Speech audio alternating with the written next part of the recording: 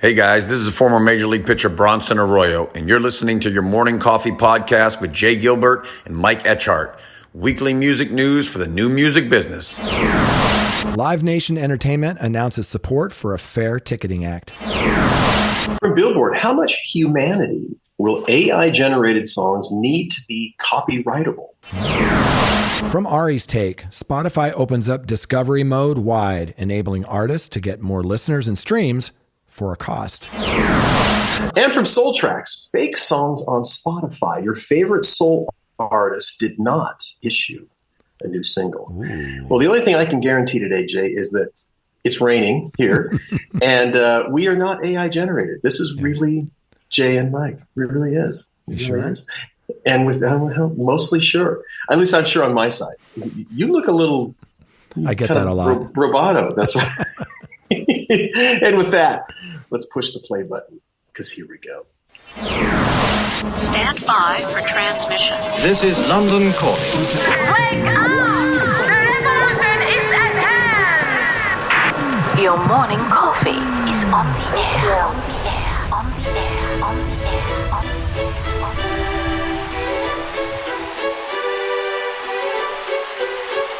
Standing by.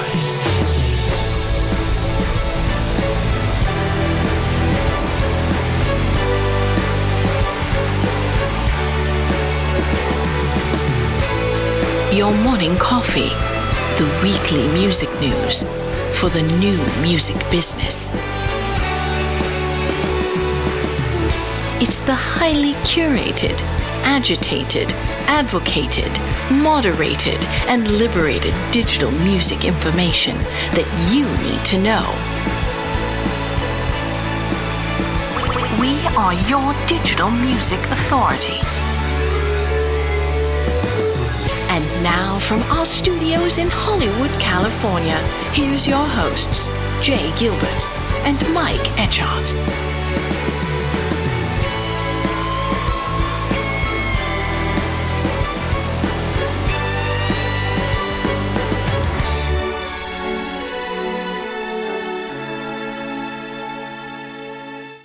Just fine. Let's take it for a ride.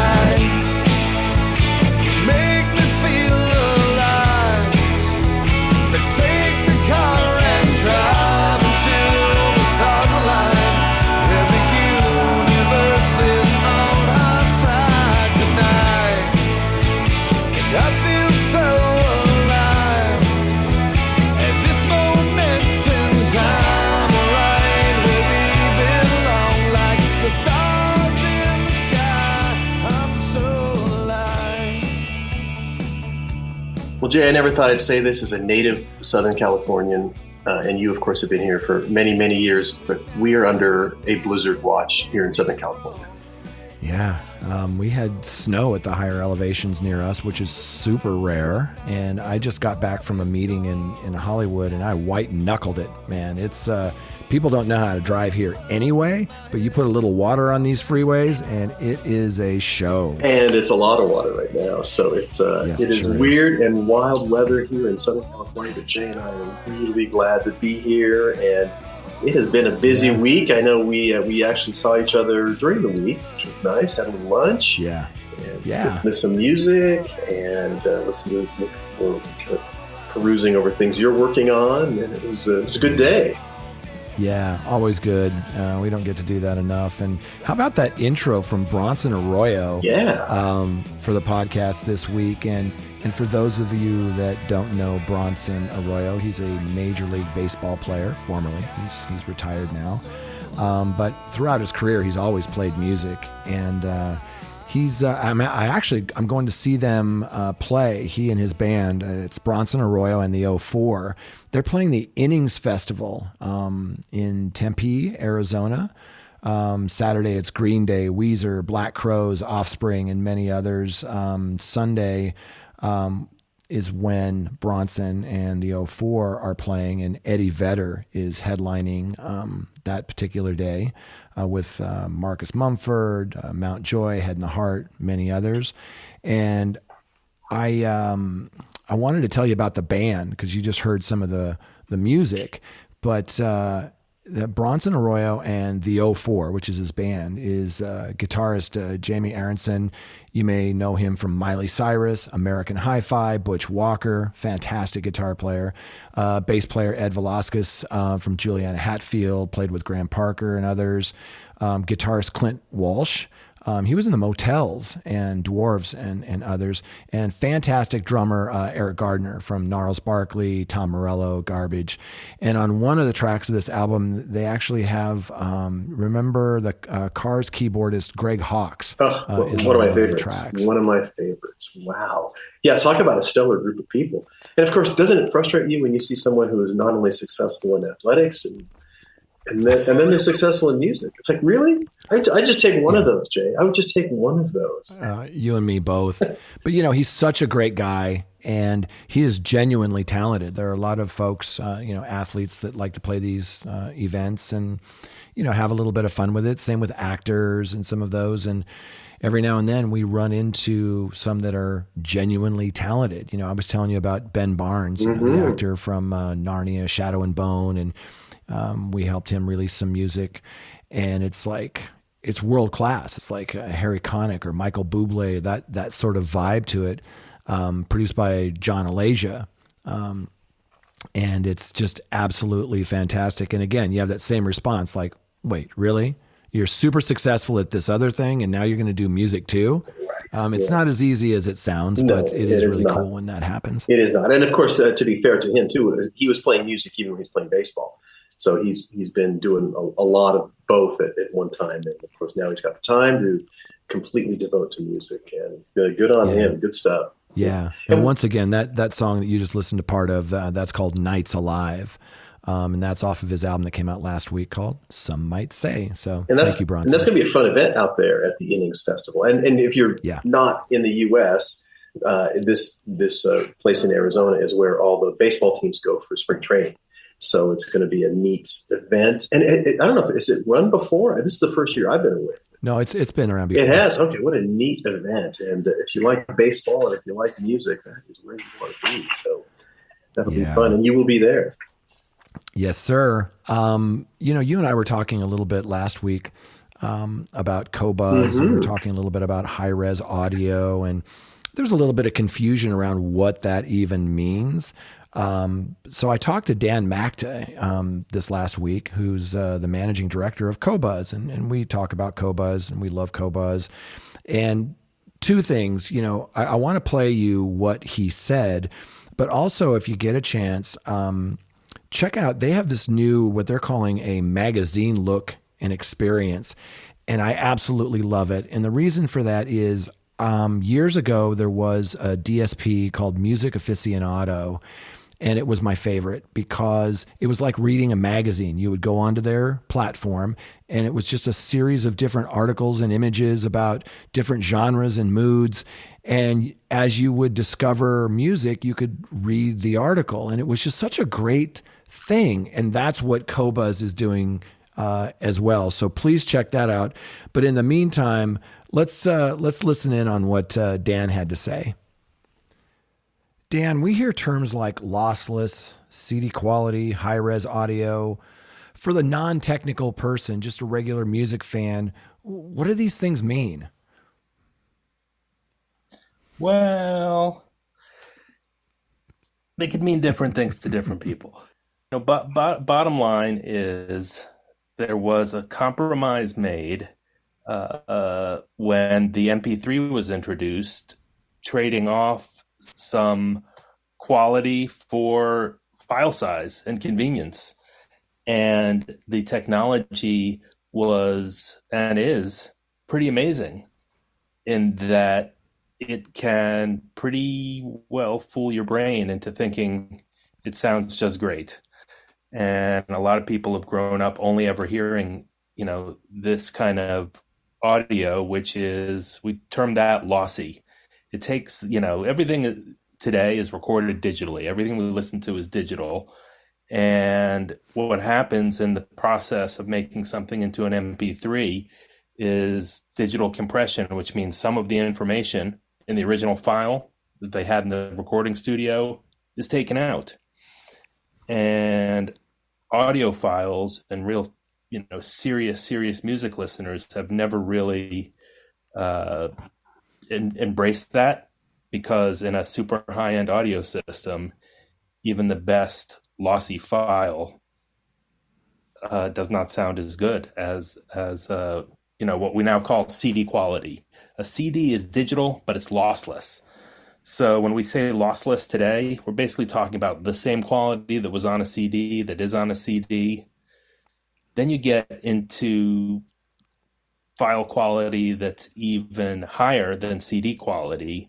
In the past, it's been material released in physical formats on things like SACDs or Blu-ray discs, and that's 24-bit audio. And 24-bit is, all most people need to know is that's the format that is used in most recording studios today.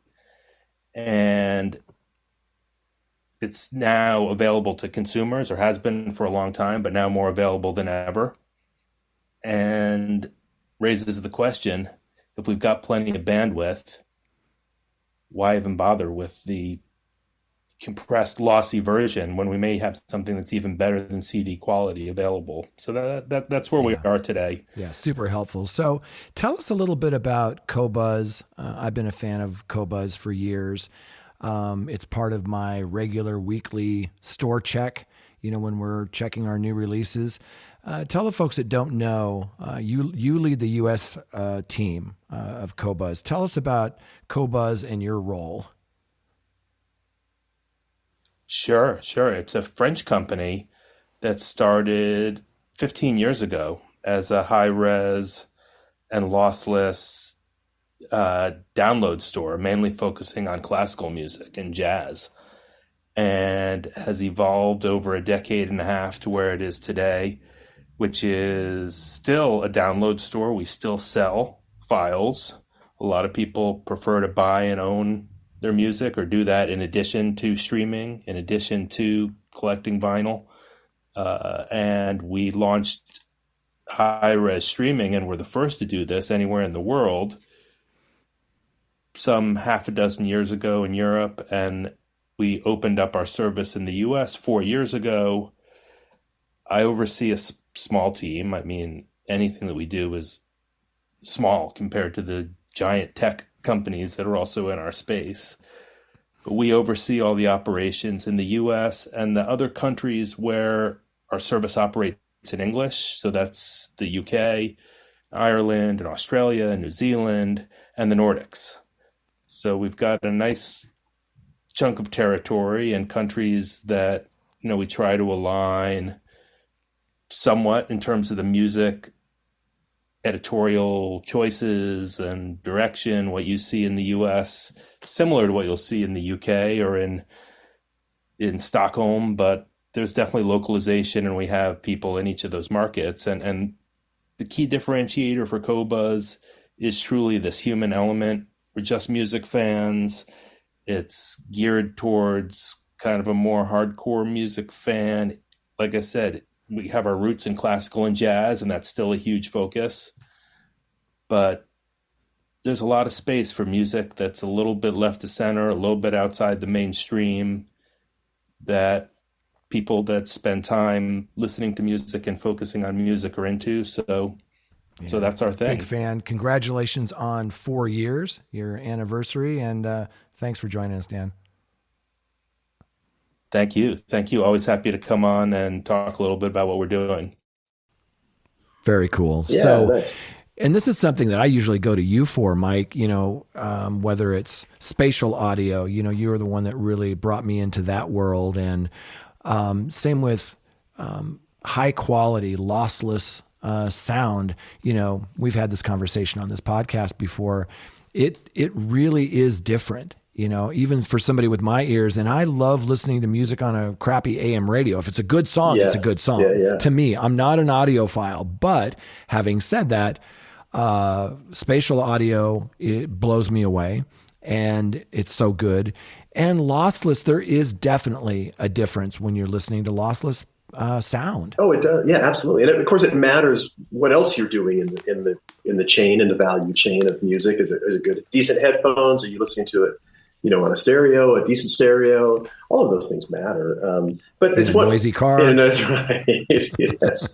So there are many instances where it certainly matters, and it matters to me all the time. And I think it's one of those things too. Once you show people, or you can teach people how to listen. And if you kind of say, kind of put people in front of a decent pair of speakers, in the room, yeah, you can tell. You can really tell. And of course, when you listen to stuff in the immersive audio experience, holy moly, that's you're humming, man. It's fantastic. So and I love that there is a DSP option who really is front and center in terms of the quality issue, and it's wonderful. Yeah. So, Jay, as you know, we do this show every week, and we are so fortunate to have wonderful sponsors. We sure are. There is a heap of stuff that we need help with, and we get the help. So I do want to mention that Your Morning Coffee Podcast is brought to you by our groovy friends over at Bandzoogle. We want to take the time to congratulate Bandzoogle members for surpassing $100 million in commission-free sales of music, merch, and tickets through their websites. Bandzoogle makes it easy to build a stunning website and online store for your music in just minutes. All the features you need are already built in, including dozens of fully customizable templates, tools to sell music, merch, and tickets commission-free, mailing list tools to grow your fan list and send newsletters, integrations with Bandcamp, SoundCloud, YouTube, Bands in Town, and more, so you can easily add content from your other online profiles, and live support from their musician-friendly team 7 days a week. Plans start at just $8.29 a month, which includes hosting and your own free custom domain name. Your Morning Coffee Podcast listeners can go to bandzoogle.com, try it for free for 30 days, and use the promo code Morning Coffee, all one word, to get 15% off the first year of any subscription. That's bandzoogle.com, promo code Morning Coffee. Yes, and we're also brought to you by Hypebot since 2004. Hypebot has chronicled the new music industry and the trends and technologies that are changing how music is discovered, consumed, marketed, and monetized. Edited daily by founder Bruce Houghton, with help from Alana Bonilla. Hypebot and sister blog Music Think Tank are both published by live music discovery and marketing platform Bands in Town. You betcha. Bands in Town. Over 74 million live music fans trust Bands in Town to get personalized concert alerts, recommendations, and messages from their favorite artists. It is the #1 artist service platform, connecting over 560,000 artists with their super fans. Managers, labels, agencies, and artists access their own dashboard to manage and promote their tour dates across all platforms. Yeah, and we're also brought to you by Music Business Association. For more than 6 decades, the Music Biz Conference has really been the point of origin and inspiration and collaboration in the music business. Join us in Nashville, May 15 through 18. And in the coming weeks, I'll be making some announcements of how I will be involved with this particular conference. But it's always great to collaborate and work with these guys.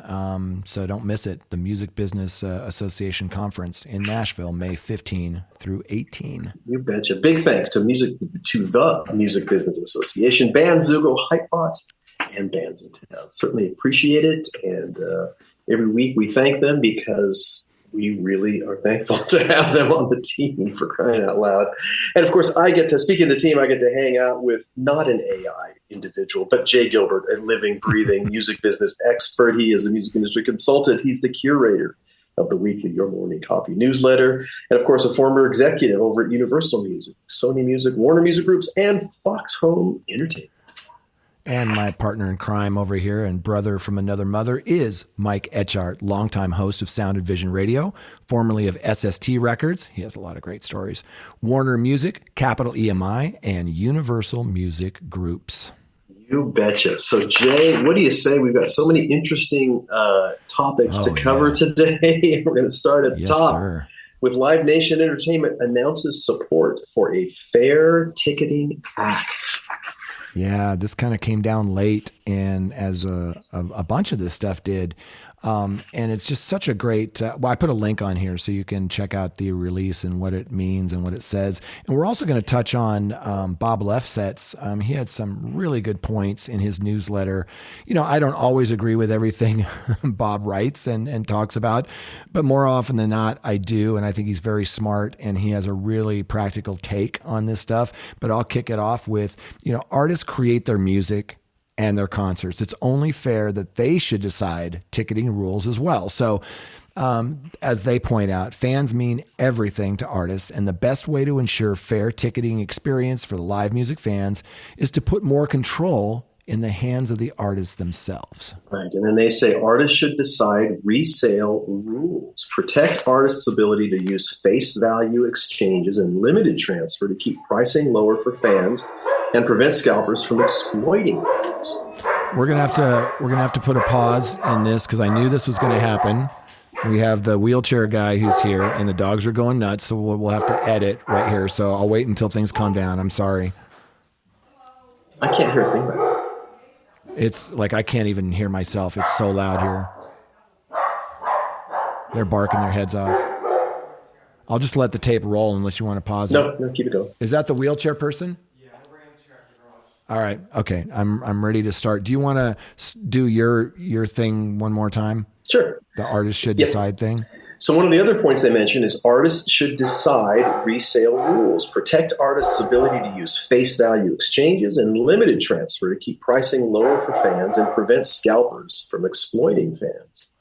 Yeah, they say make it illegal to sell speculative tickets. Scalpers use deceptive tactics to trick fans into spending more or buying tickets the seller doesn't even have yet. This confuses fans and should be banned. Yeah. Then they also say expand the Bots Act. Policymakers should expand the scope of the Bots Act and increase enforcement to deter those who break the law, cheating artists and fans in the process.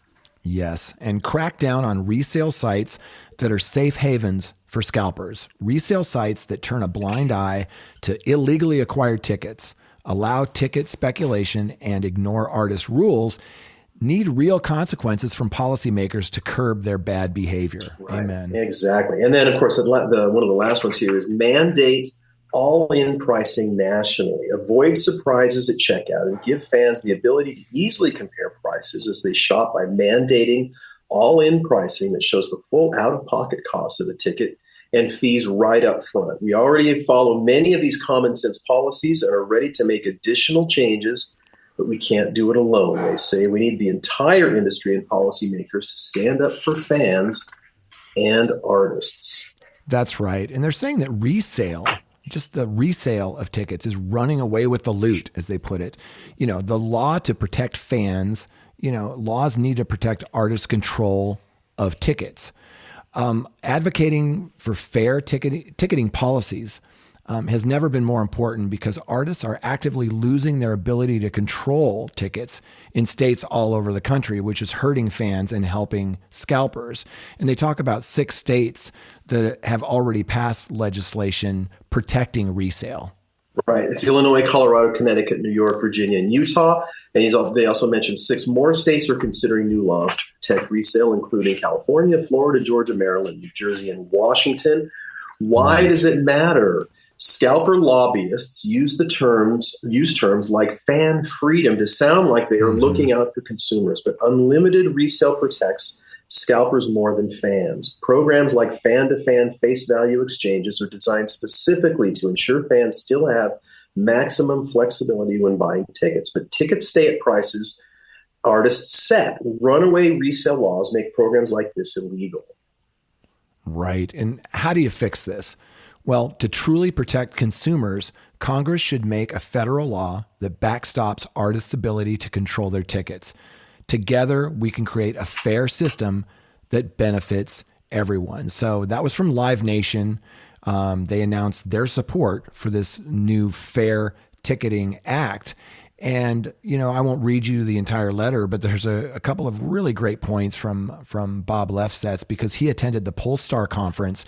Irving Azoff hosted a panel there with Garth Brooks, Jim Dolan, McCann Derlehim, about ticketing. And Irving Azoff kicked it off by reading a multi-page explanation of the situation, from the artist's perspective. And the way that he put it is there's no show without the artist. To point a finger at Ticketmaster is to miss the point. Today, Live Nation finally fought back and announced their desire for this Fair Ticketing Act that we just talked about. Right, exactly. And, this is, as we kind of look at this, and this has been an education certainly for us over the last couple of months as well. And it's a really multi-level situation, and it's easy to kind of just kind of try to look at the big company and kind of criticize them. But there's just a lot of people in the value chain that have control over a lot of this stuff as well. And so that's right. It's been at least I can only speak for myself, but it's been fascinating to kind of learn more about this. And me too. And it's been educating, right? I mean, one of the things Bob points out, he says the dirty little secret is this anti-Ticketmaster legislation and hoopla. He says it's generated by the scalpers themselves, under the moniker of fan freedom. Some artists want a low price, but that bumps up against, the law of supply and demand. You want to sell a ticket at a low price, but there are people like scalpers who are in the business of arbitrage. They want to get that lift. Even on the paperless show, they can buy 4 tickets, walk 3 people in, and make a handsome profit. So there's a lot of aspects of this that aren't really talked about, and everybody tries to point the finger, at this whole, Live Nation Ticketmaster, but it's much more complicated than that. Yeah, and one of the attorneys that was on that panel, and I'm going to try to pronounce his name correctly, which I think is Makan Del Rahim. I'm going to go with that anyway. But he also mentioned that, and others were saying there's actually already laws on the books against scalping, but they're really not enforced. And that, of course, we see a lot in society in general, which is, we've got to kind of focus the enforcement side of things for a lot of this stuff because there are already laws on the books. Right. And there's so much of this. I learned about, these bots, and bots sounds like so futuristic. It's just a piece of software that can go in and actually purchase tickets, and then they can buy up some of these really great seats and then sell them at a fancy profit. But the way that Bob put it was, this is really a perspective change. Rather than starting with Ticketmaster, which is the end of the food chain, start at the beginning. We've got the act. It does or does not decide to go on tour. If it does, it needs a promoter. Could be Live Nation, could be AEG, could be independent. And the dirty little secret is casinos pay the most. Generally speaking, whoever pays the most gets the act. There's no inherent monopoly in concerts. Then again, few want to get in because margins are so low, and promoters construct buildings to increase their margins. So as for the price, the act decides. And we talked about this before, the artist management, they decide, what that pricing is. Taylor Swift's team decided that, not Ticketmaster. And this Fair Ticketing Act that we're talking about is about letting artists' decisions stand, eliminating any impediments. One of the interesting things of the left set's part two is he says, I'm not going to sit here and say there's no bad behavior in the concert business. But the problem is not Ticketmaster. Talk to anybody who actually sells through Ticketmaster, and they'll say the service is the best, and also that Ticketmaster acts as a marketing platform that far exceeds that of any other ticketing company. As for the quality, did you see that Barclays dropped SeatGeek and returned to Ticketmaster? Because SeatGeek wasn't up for the job. And so, Ticketmaster is doing a really good job on most fronts, and if not all fronts. So it is really, really interesting. He says, like you were saying, this is a perspective change. Rather than starting with Ticketmaster, at the end of the food chain, start at the beginning. There you go. Yeah. So very interesting take, Live Nation, just that support for this Fair Ticketing Act. And then Bob's editorializing is always fun. The next story is something that is been really getting a lot of headlines lately, and that's AI, artificial intelligence. And we could talk for hours about what AI is and how it's come into being part of the music industry, but AI is all around you.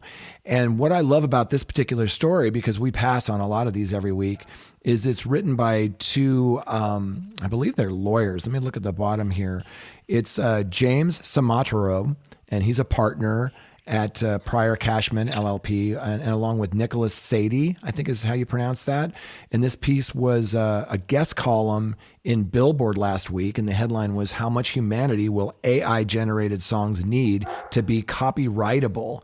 And as you guys probably know, with artificial intelligence, it's making leaps and bounds. It's been around for about 8 years to help writers maybe finish lyrics or help with a bridge or a chorus. And lately, it's been getting better and better. Everybody knows about ChatGPT, one of the fastest platforms growing ever, and it's on a lot of people's minds. And I know a lot of people are afraid of it. But what I love about this piece is they start talking about, well, what does this really mean for the music business? Well, and how does, and like it starts, how do you make it copyrightable? And we are, after all, in the music business. And so how does that work out? The article starts by mentioning that AI in music is not new. Alan Turing, who's the godfather of computer science, created a simple melody-making machine way back in 1951.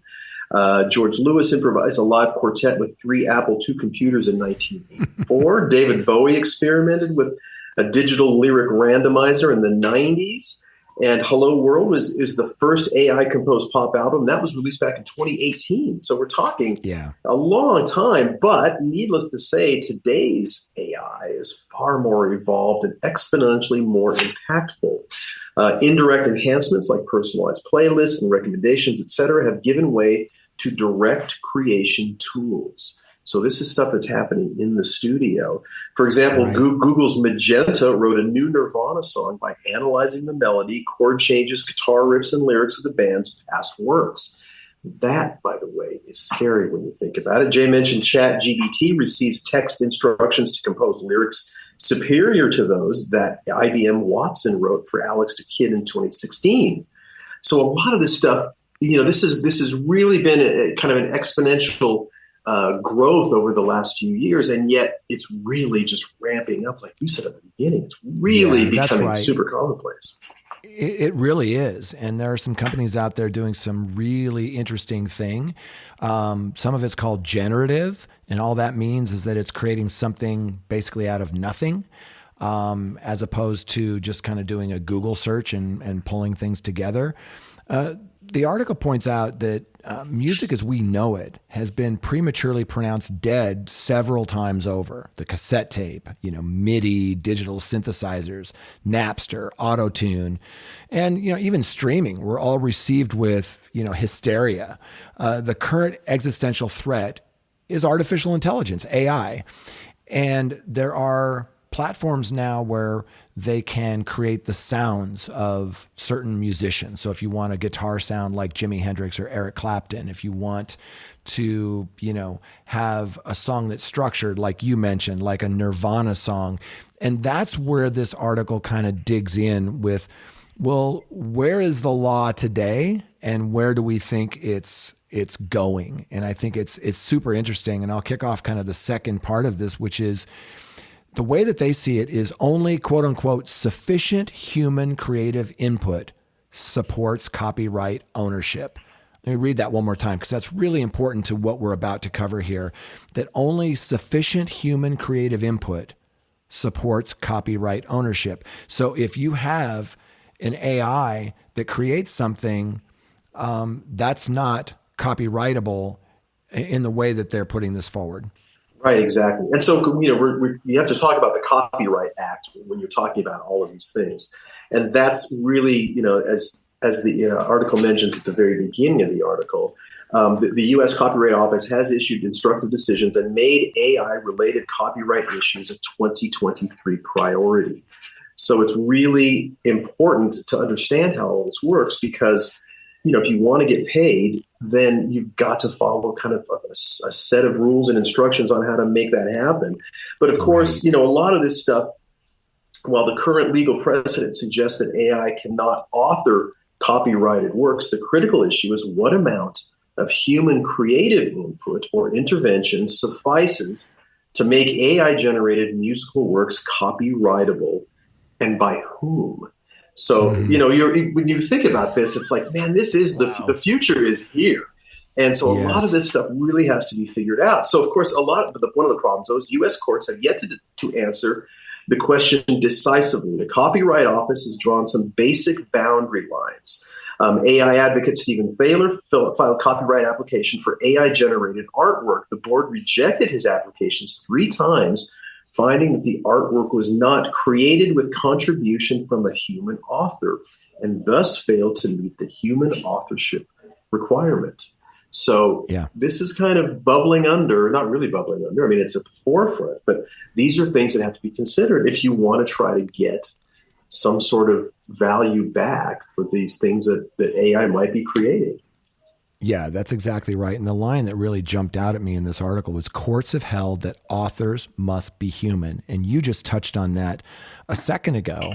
And there's so much of this, the software and these platforms that are launching that some of them will completely give you something that's generative, that's created. But in the music space right now, there's a couple of platforms that will help you lyrically generate, you feed in kind of what you have, maybe a verse and a chorus, and they'll help you kind of write the rest of it. Same with a melody. You can enter in some parts of your song and it will analyze beats per minute and the key that it's in and the instrumentation.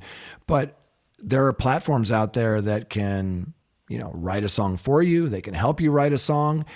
And I'm not one of those people that thinks that if a computer was involved, that it's not art, it's not a song, and it's soulless. I disagree with that. I think that you can create meaningful, powerful music with the help of technology. We've been doing it, as you just mentioned, since the dawn of time, technology has been a part of music. Absolutely. One of the things, though, that they mentioned in this article, they said, a word of caution, the Copyright Office has made clear that misrepresenting the use of AI in the music generation process is fraudulent.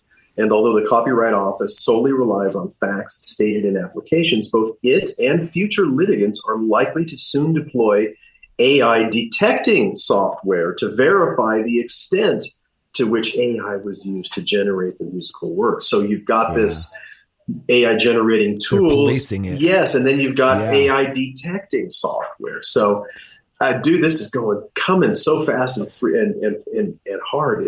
It makes your head spin. It's mind blowing. And I was talking to a music business attorney who was talking about how this is all the wild, wild west. Yes. They're just now trying to put their heads around this stuff because it's arrived so fast. So one of the questions was, okay, you have software that helps you write a song in the style of an artist, right? Let's say it's of the Beatles. So you're creating this song and based on AI, it knows that they like to use these chord structures or these lyrics, or they like this instrumentation, whatever it is. And it creates this song. Well, it's not a Beatles song. It's not from one of their songs. But it is pulling in this music from wherever to analyze it, which is possibly the Beatles songs. So there's talk about how do you identify that and properly pay, for that, because if you are using someone's intellectual property, of course you should, be paying for that. But it's really new and gray. Like if you're not using their publishing or their master, how much do they get, or do they get anything? They should. There's all these new questions. Right. The article mentions the concept of training, so AI training. And they're saying this looms as the first major battleground. So as it says, generative AI software like Google's Magenta is trained by feeding it vast quantities of content. So like you were saying, text, lyrics, code, audio, written compositions, and then programming it to use that source material to generate new material. Back in October of last year, the RIAA shot a warning flare by declaring that AI-based extractors and mixers were infringing its members' rights by using their music to train their AI models. Those that side with the RIAA argue that AI's mind-boggling ingestion of copyrighted music violates the Copyright Act's exclusive rights to reproduce and create derivative works based upon one or more pre-existing works. Because generative AI produces output based upon pre-existing works, which is the input, copyright owners insist that a license is needed. On the other hand, as if this doesn't get crazy enough, AI advocates argue that the use of such data for training falls within copyright law's fair use exception, claiming that the resulting work is transformative, does not create substantially similar works, and has no material impact on the original work's market. They contend that the training data has been sufficiently transformed by the AI process to yield musical works beyond the copyright protection of the original works. Yeah. Yikes. Yeah. And they're running into that on the image side. You know, you've seen these things on the web where you can have AI, you know, you tell it you want a whale that's swimming by the moon or whatever, and it can generate these images of things. And it's kind of fun to play with those things. But what they're saying is that, you know, to generate that, they have all of this data, all of these other images, or to create a song that's in the style of someone, they're pulling in all of this. So what are you using for your model in your AI? And one side is saying we should be compensated for that if you're using, you know, our images, our music, whatever. And this has been tested. You know, there was a class action lawsuit, you know, behalf of a group of artists, and it was against Stability AI, DeviantArt, and Midjourney for allegedly infringing on billions of copyrighted images, like I just mentioned, when they were creating AI art. And I mean, even Getty Images recently filed a comparable lawsuit. So it's going to be interesting to see. I mean, we're in the wild, wild west again, right? Is that something that they're going to have to be compensated for? You can't just take everybody's work and then make new work out of it. No, exactly. But as they say at the end of the article, AI is evolving faster than the courts can evaluate how laws apply to it. The just filed art litigation that you just mentioned may provide some clarity. However, while in the fog, those creating AI-generated music are well advised to stay cognizant of the legal risks and guide the artificial music-making process with a genuine human touch. Yeah. So there, I'm sure, will be a lot of people trying to exploit this, and a number of court battles looming that will eventually kind of decide on what is enough and what is too little. And man, it's going to be a wild ride. What are you training this AI with? You know, we're talking about these images here. They're training the AI with all of these images. You know, what's that comparable thing on the music side if you're training it with this music? Right. So we'll be following this really closely. I thought this was super interesting because it was written by two legal experts, and it just goes to show that it's so new that we haven't caught up yet. Nope. But boy, oh boy, it's going to be. This is, and I think we might have mentioned this even last week, this is going to be one of the topics that will absolutely be talked about almost every week by us. And a ton of stuff coming out in media.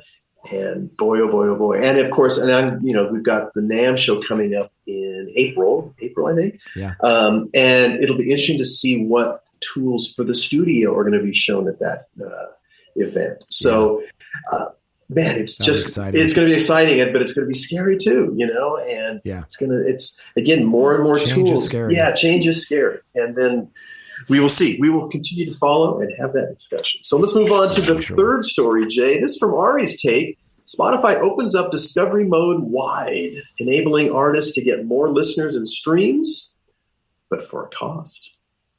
Yeah, it's thank you, Ari Herstand. You know, he always has these great articles in his Ari's Take blog. We've had him on this show as well. He's just such an advocate for the indie artist community, and we talked about his latest edition. I think it's the third edition of his book, How to Make It in the New Music Business. So whenever he posts these things, I'm always really curious because I've used discovery mode. And he came up with some things that I hadn't seen yet, which are really interesting. But for those that don't know, discovery mode is with Spotify.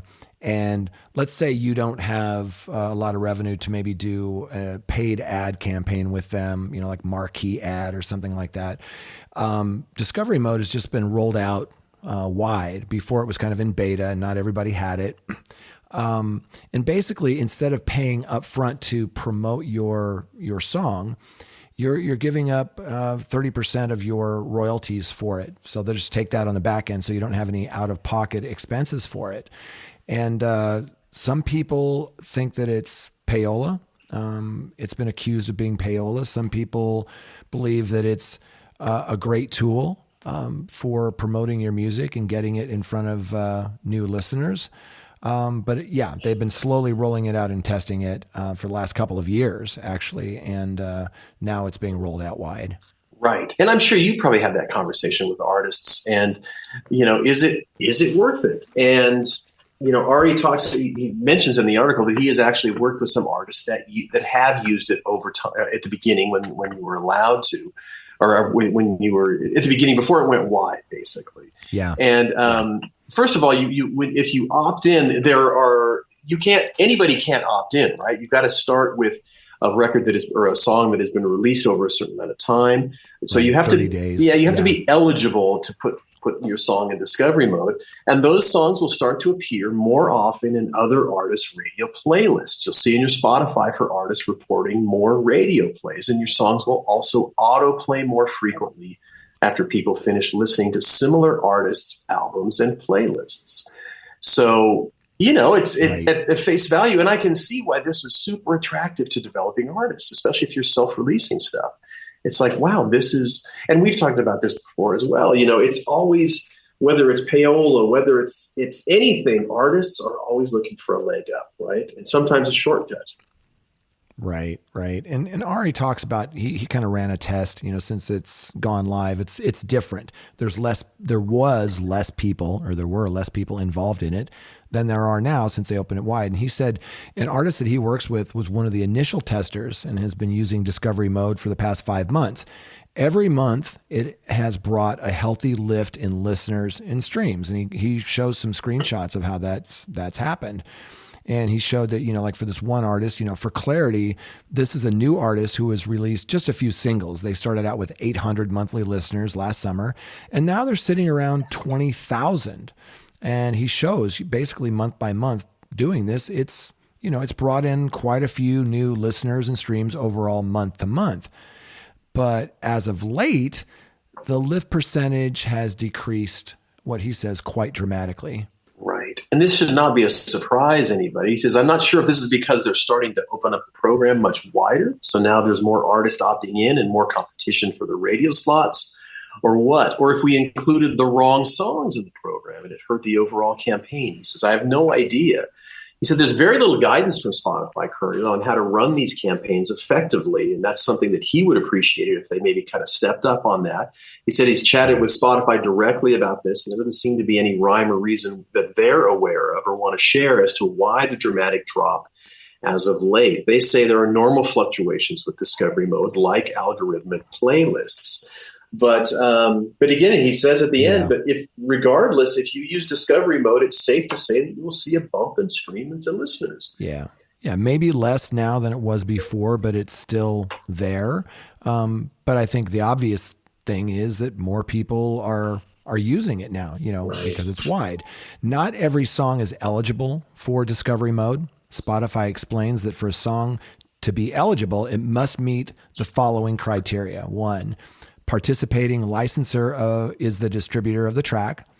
The track has been released on Spotify for at least 30 days. Mm-hmm. The track has been streamed in radio or autoplay in the last 7 days.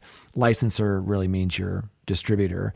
And so far, Ari has confirmed the following distributors have opted into discovery mode program. And you and I, before we hit record, we talked about some that I had worked with who have not opted in. But these are the ones that Ari says have opted in. CD Baby, DistroKid, 1RPM, Root Note, Stem, Symphonic, TuneCore, and Vidya. And he goes on to say there may be others, but these are the ones that he knows about. Right. And you've mentioned, there are several major labels that are very vehemently against this.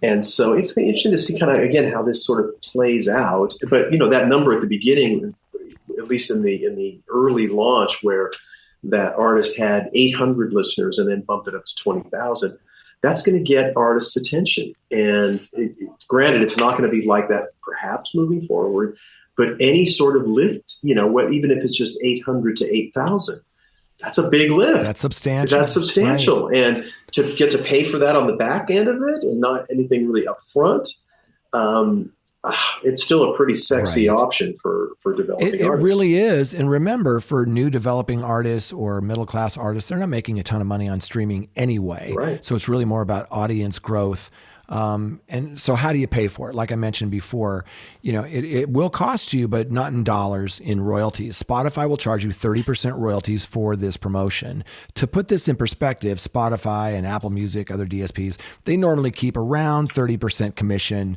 for regular, paid streams. And they pay out about 70% to the rights holders, which is typically labels, distributors, publishers, etc. Now, for discovery mode streams, Spotify is essentially keeping about 60% of your royalties and paying 40% to the rights holders. So for clarity, only streams that come from discovery mode have the increased commission. The songs that you opt in will earn their full royalty amount when they get streamed organically outside of discovery mode. Right. Yeah. No, and if you work with a lot of artists, if an artist comes up to you, do you have sort of a pat decision on what you think that would make sense with, or is that always a variable discussion? Like so many things would determine whether you think it's a good idea. Yeah, there's a lot of factors involved in that. The first thing is if the artist and management want to do it, and the reasoning behind that, right? It's all about their goals and where they're at. The other thing is, does their distributor even offer it? As you mentioned, there are some, and we don't need to name any names, but there's some that they're not going to offer this. They're opposed to it, at least at this point. And so if you're working with a distributor that does allow it, like we were talking about, Symphonic, then that would help with that decision. And I think the other thing is we do a lot of testing because what's good for EDM may not be good for country or rock, and every genre, every mood, every marketing plan these days is so different. And there's no cookie cutter approach. You have to, it sounds pedantic, but you have to do more of what works and less of what doesn't. And I wish it was that simple where you could just say, oh, we'll do discovery mode on everything. But as you and I were kind of joking around before we hit record, if everyone is special, then nobody is special. And if you think of it, if everybody's doing discovery mode, doesn't that sort of defeat the purpose? So the fact that not everybody is doing it, I think is good at this point, but I guess that's a long-winded way of saying you just have to test stuff. Yeah. You just have to try stuff, test it whenever you can. Yes. And again, that involves sort of strategic thinking and patience. And I know all of your artists that you work with are strategic and patient, Jay, but some aren't. And, again, I can see a knee-jerk reaction. It's like, yes, let's do this. Let's just jump in and do this. So over the next few months, it'll be interesting to see the results and how the results which we think have changed, but maybe they haven't changed from the early adopters. But it is certainly an option for artists and some distributors at this point. So, yeah, the last thing I'll say, and something Ari actually pointed out, that, Pandora's had a feature like this for years through Pandora.app. And a lot of people don't take advantage of it, but that's one of those things that, Pandora isn't necessarily in the same conversation sometimes as Spotify, YouTube, Apple Music, Amazon, but they should be. They have a lot of monthly listeners there. And again, they've offered some of these features for a long time. So once again, great resource. If you get a chance, check out Ari's Take. Always a good place to learn things about the new music business. We love it. Totally. Absolutely. All right. And on to the last story, Jay, talking about fake stuff, because this has kind of been one of the themes of the show today, it's from Soul Tracks, fake songs on Spotify. Your favorite soul artist did not issue a new single. It's like, what? By the way, this was not in your morning coffee this week. This just broke. Your morning coffee, for those that don't know, goes out at like 4 a.m. On Fridays. Mm-hmm. And yes, I'm manually doing that at 4 a.m. I'm an early riser anyway, but every Friday for the last 8 years, I've been, because you want to check the wires and make sure there's nothing breaking that you're going to miss. And I like to do it manually because I like to see the reporting and make sure that everything's working. Pardon me if you can hear the dogs barking in the background. But this particular piece was from our friend Chris Ryzik over at Soul Tracks. And he tagged me, I think it was on LinkedIn, and like, have you seen this? And I hadn't, and I thanked him.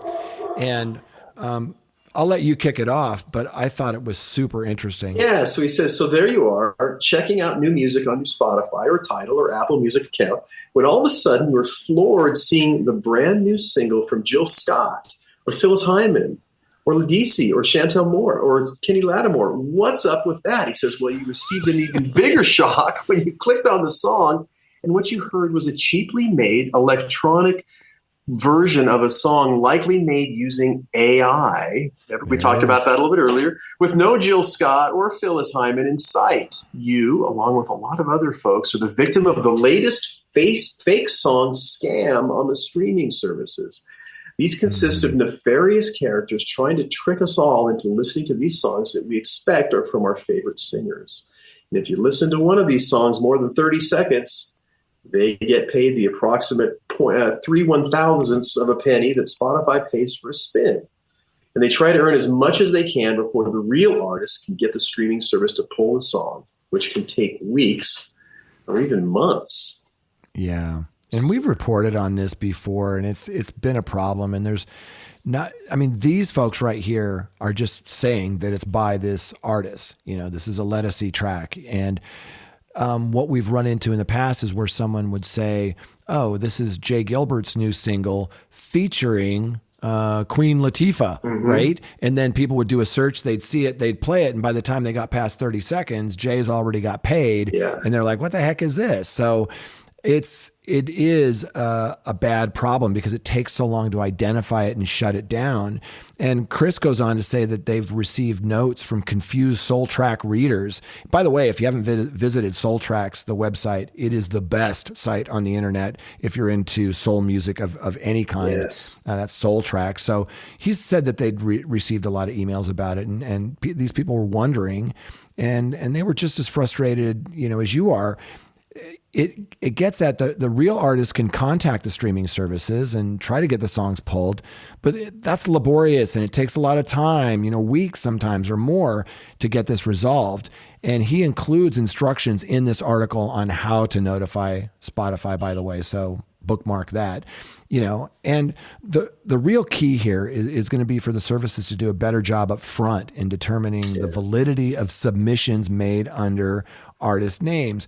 And you and I, even though the number isn't the 100,000 we thought it was, it's still around 50,000 tracks uploaded every week to the DSPs. And that's a lot every week, you know, every day. That's a lot to police.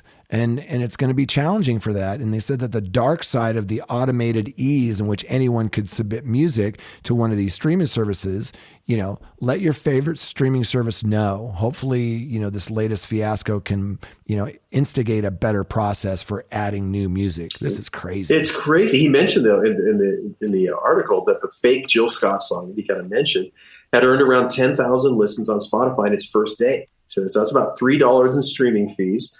For that one song, for that one day. Not a lot, but gosh, if you do a lot of them, suddenly you can make some decent money. And like you said, you typically want to give it 30 seconds, but to make sure you're listening to whatever it is you're listening, and boom, they're getting paid after that. So that's right.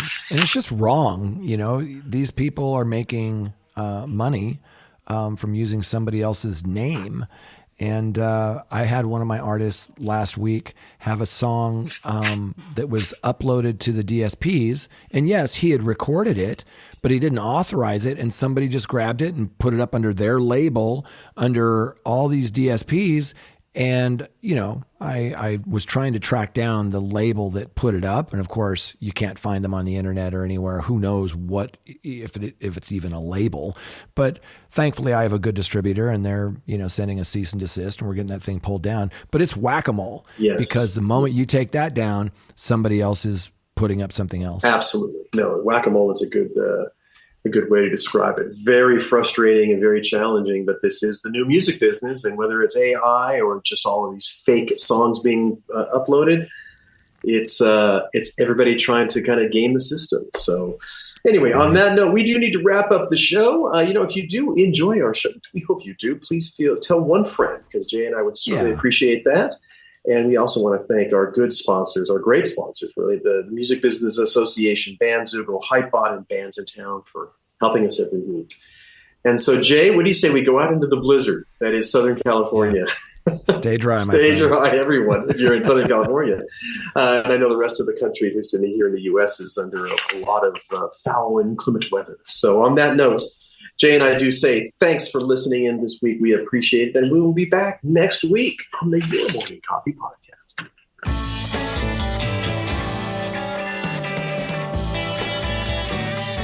You've been listening to Your Morning Coffee, the weekly music news program for the new music business. Join Jay Gilbert and Mike Etchart next time for the digital music news you need to know.